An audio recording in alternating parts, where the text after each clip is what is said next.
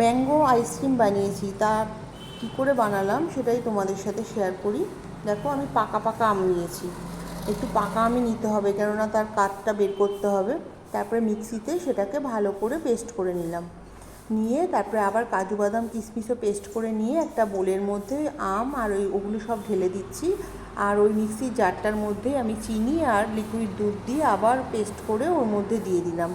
বেশি আমার মিষ্টি দিতে হয়নি, কারণ আমটা খুব মিষ্টি ছিল। তারপরে 1 প্যাকেট গুঁড়ো দুধ দিয়ে ভালো করে ফেটিয়ে নিলাম। ভালো করে ফেটিয়ে নিতে হবে, যেন গুঁড়ো গুঁড়ো দানা দানা না থাকে। দেখো, আমার ফেটানো হয়ে গেছে। তারপরে আমি এই যে আইসক্রিমের বক্সের মধ্যে আমি দিয়ে দিয়েছি।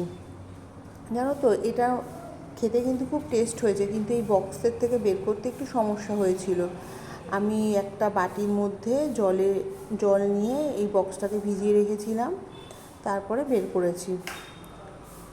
দেখো, রেডি হয়ে গেল। আর একটু বেঁচে ছিল, আর একটা আইসক্রিমের কন্টেনার ছিল, তার মধ্যে কিছুটা দিয়ে দিলাম। দিয়ে আমি ফ্রিজের ডিপে ঢুকিয়ে রেখে দিলাম।